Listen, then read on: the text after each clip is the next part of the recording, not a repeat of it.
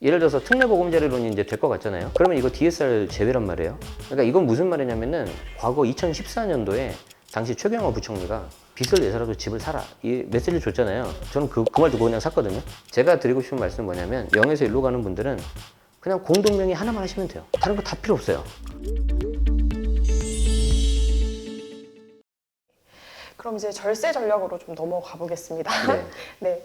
작년에 증여가 굉장히 많이 이루어졌어요. 증여 진짜 많이 하신 걸로 알고 있는데 증여취득세 기준이 시가로 바뀌면서 좀 증여는 불리할 수도 있다. 네네. 과세표준이 올라가면서 이런 시각도 네. 있는데 그럼에도 불구하고 올해 증여 전략을 가지고 계획을 가지고 계시는 분들에게 또 올해가 적기일까요?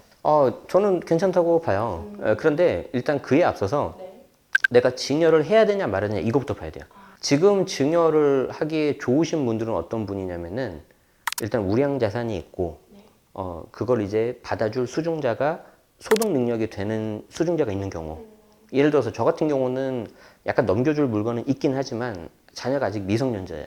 소득이 없어요. 그럼 이 친구한테 그걸 넘겨준다 하더라도 증여세를 제가 대납해 줘야 되고 거기에서 증여세가 또 나오고 더 중요한 게 뭐냐면 그 해당 주택이 보유세가 나오잖아요. 그럼 증여를 내가 또 해줘야 돼요. 좀 안 좋아요. 미성년자는.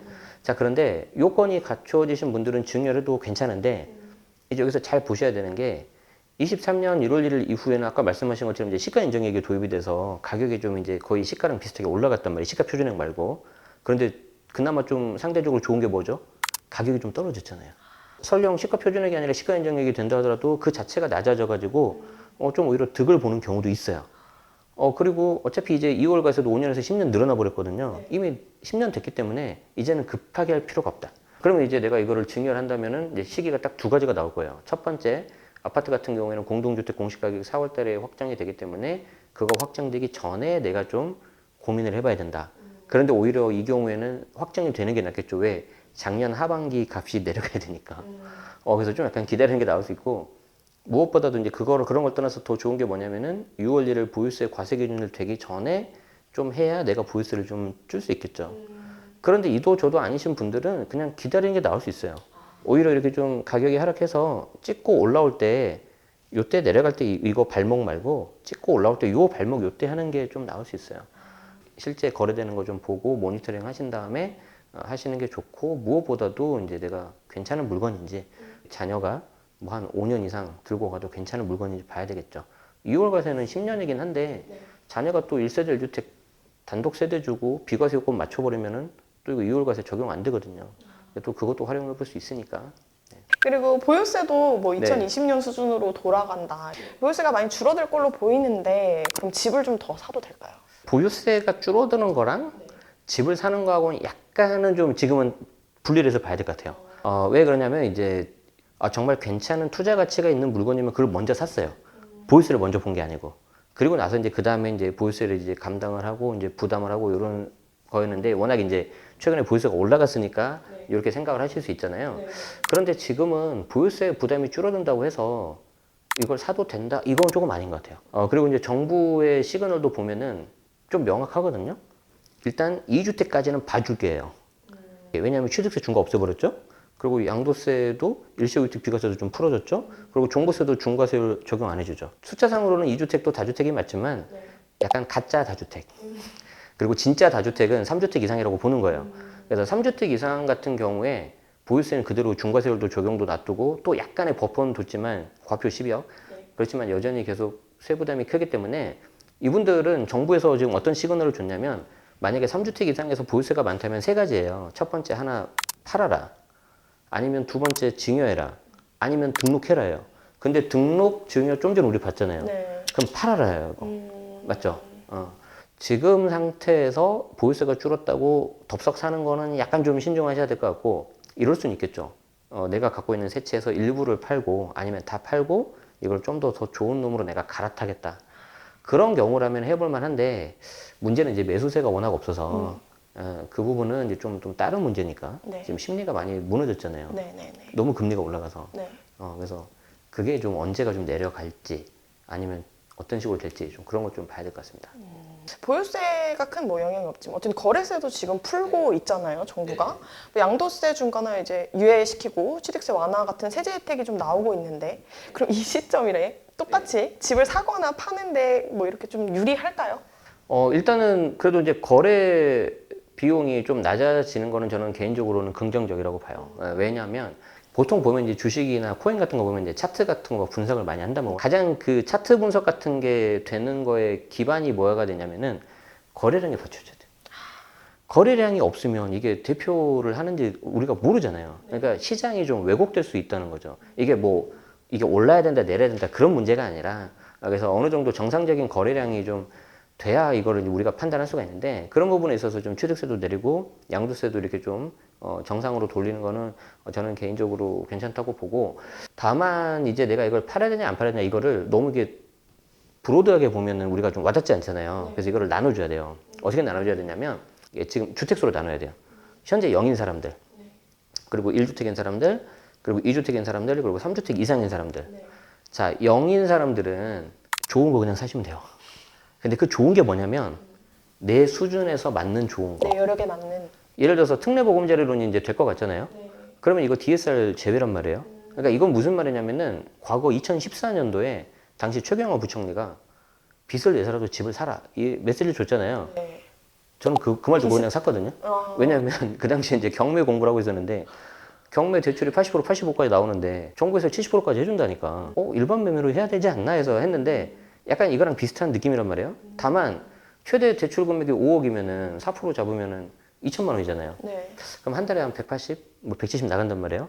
그럼 이제 그게 가능한 사람 있고 너무 힘든 사람도 있을 거예요. 근데 저는 그 기준을 뭘로 보냐면은 본인 수준이 들어오는 소득이 100이다. 근데 그 나가는 원금하고 이자가 50 이내로 들어온다.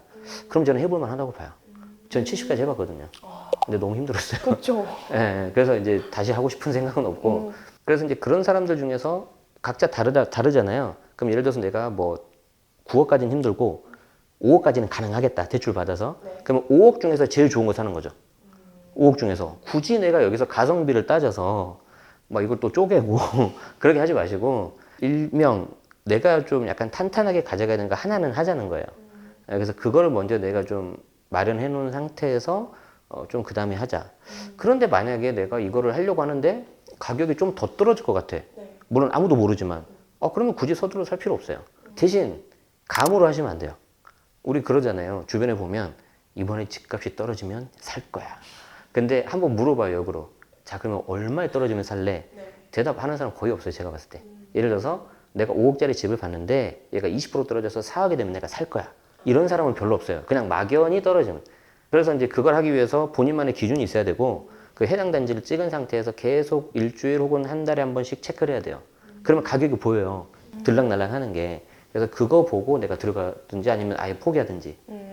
그러면 이제 그거는 이제 약간 투자 영역이잖아요.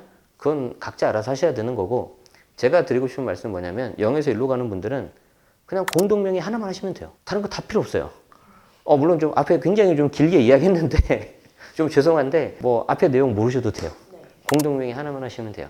그러면은 내가 산 집이 1억이 올랐다. 그럼 양도세 한 500 이상 세이브합니다. 저도 처음에 산 집을 아직도 가지고 있거든요. 근데 공동명의를 안 해가지고 한 3천 정도 손해 보고 있어요 지금. 근데 더 웃긴 게 뭐냐면 그 당시에 부동산 계약서 쓸 때 옆에 와이프가 있었는데 정신이 없어가지고 그래서 0에서 1로 가시는 분들은 공동명의 하나만 기억을 하시고 언제 어디에 있는 걸 내가 할지 그걸 더 잘 보시고 1주택자에서 갈아타시는 분도 똑같아요. 예, 그렇게 하시면 되고요. 그 다음에 나머지 두 개 남았죠. 두 부류 남았죠. 2주택하고 3주택 이상. 2주택 이상은 또 다시 두 개로 나눠요. 일시적 2주택 되는 경우 안 되는 경우. 일시적 2주택 비과세가 된다. 그럼 이제 고민 깊어질 거예요. 이거 내가 팔아야 되냐 말아야 되냐. 근데 앞으로 안 오를 것 같아. 아니면 얘는 이미 역할을 다 했어. 아니면 잘못 산 것 같아. 그러면 비과세 기간에 맞춰서 파시는 게 좋고 잘 모르겠거나 괜찮거나 그러면은 그냥 가지고 가는 것도 나쁘지 않아요. 왜냐하면 계속 사고 팔고 너무 자제해도 주식 같은 경우도 거래 비용만 너무 나가기 때문에 그렇게 하시면 되고요. 제일 안타까운 사람이 일시적 2주택 요건이 안 된 사람들 이미 뭐 지났거나 그러면 이제 이분들도 아까랑 똑같아요. 이번에 해제됐는데 소급 적용 되는 거 아니냐? 안 돼. 안 됩니다. 그러니까 이분들은 어쩔 수 없어요. 그러면 이제 여기서 냉정하게 보는 거예요. 냉정하게 봐서 내가 2주택이면 하나를 팔고 남은 하나를 비과세 받을까? 그래서 다시 0에서 1로 가면 되잖아요. 그죠? 아니면 그냥 가지고 있을까? 귀찮은데 안 팔리는데. 아니면 둘 중에 하나는 예쁜데 하나는 미안하지만 아픈 손가락이야. 정리해야겠다. 이게 다 다르겠죠. 그럼 이제 3주택 이상 있죠. 여긴 답 없어요. 케이스가 다 달라. 그래서 이 케이스가 다 다르기 때문에 똑같은 3주택이라 해도 갖고 있는 보유 물건에 따라서 다 다르고 그러잖아요. 그래서 아까 말씀드린 것처럼 그대로 있거나 아니면 처분하는 경우에는 팔거나 증여하거나 등록. 근데 등록은 별로 추천하지 않았죠. 지금 않으시는, 상태로는. 네. 그리고 또 하나가 뭐가 있냐면 증가하는 경우 있어요. 이 상황에서 3주택 이상인데 추가 매수를 한다고요? 있어요. 예. 계속 하는 분들은. 저도 했어요. 근데 재밌는 게 뭔지 알아요? 그걸 하고 취득세 12%를 냈더니 일주일 만에 그게 나온 거죠. 중과 완화. 그랬는데 어쨌든 그거는 어쩔 수 없고, 왜냐하면 그 당시엔 저도 몰랐고, 이제 그 당시에 이제 12% 취득세 내고, 보유세 계산하고, 양도세는 요 정도 오르면 전체 토탈 세금, 세후 수익률 비교해봐도 손해는 안 보겠다라는 생각이 들어서 이렇게 한 거였는데, 아무튼 3주택 이상이신 분들은 케이스가 워낙 다양해서 거기에 대해서는 좀 따로 고민 많이 하셔야 될 것 같다. 그리고 또 화두가 되는 게 주택 임대 사업자 제도예요. 해야 할까 말아야 할까. 이거는 한 30분짜리인데 3분으로 요약을 해보자면 하지 마세요. 지금은. 지금은 하지 마세요. 저도 주택임대 사업자고, 저도 이제 채널을 운영하면서 항상 우리 들으시는 분들에게 이 말씀을 드렸거든요. 세 가지가 바뀌어야 된다. 첫 번째, 아파트가 신규로 등록돼야 된다. 두 번째, 2018년 9월 9.13 대책, 즉 9월 14일 이후에 조정 대상 지역에서 취득한 거라도 혜택을 받을 수 있어야 된다.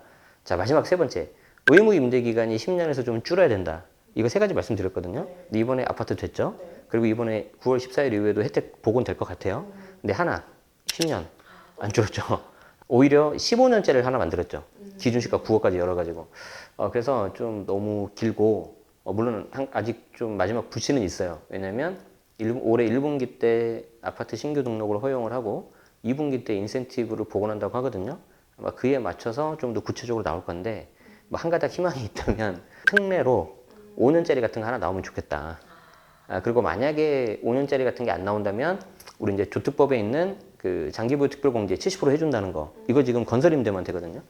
이거 일몰돼서 끝나버렸단 말이에요. 요거 좀 살려주면 이 정도면은 약간은 좀 해볼만 하지만, 여기서 반드시 피해야 되는 게 뭐냐면, 국토부에서 들으면 약간 싫어하실 수도 있는데, 예를 들어서 분양권 있죠. 일부 미분양 있잖아요. 이렇게 분양권을 내가 취득을 해서 그 상태에서 이제 신축 준공되면서 곧바로 임대주택으로 등록할 수 있단 말이에요. 그러면 이제 취득세 감면이 또 돼요. 신규니까. 대신 전용 60제곱미터 이해해야 돼요. 가끔 가다가 분양 사무실 가면 60 넘어도 된다는 사람들이 있어요. 되긴 되는데 20채, 20채 등록해야 돼요. 지금 20대 등록하실 분 지금 없을걸. 애국자이긴 한데, 그러니까 이제 취득세 감면 받고 나중에 좀 혜택이 있으니까 등록하신 분 간혹 있을 수 있는데, 그렇게 되면 어떻게 되죠? 보통 입주장에서는 전세가가 이렇게 낮잖아요. 낮은 상태에서 10년 동안 5%예요. 제 주변에 이런 사람 많아요. 8년짜리 묶어가지고 해지를 하려고 했더니 일단 임차인 동의를 받아야 되고요. 그 다음에 임차인 동의를 받았다고 해도 3천만 원 이하 과태료 내야 돼요. 혜택 다 날리고. 정말 장기적인 관점, 10년 이상 이렇게 하실 분들만 하시고, 그 외에 하시는 분들은 조금 기다렸다가 하시는 게 좀 오히려 낫지 않을까. 저는 얼마나 풀리는지를 보면서. 그 생각입니다. 네, 아무쪼록 또 이렇게 새해에 이렇게 불러주셔서 감사드리고, 또 이렇게 저도 오랜만에 이렇게 오니까 좋네요. 제가 제일 좋아하는 지역 중에 하나가 여기 이 근처거든요. 광화문 사대문 안에 청계천. 여러분들 아무튼 건강하시고 새해 복 많이 받으시기 바랍니다. 저희는 7월에 더 센 이야기들이 나오면 다시 만나 뵙는 걸로 하겠습니다. 네, 감사합니다.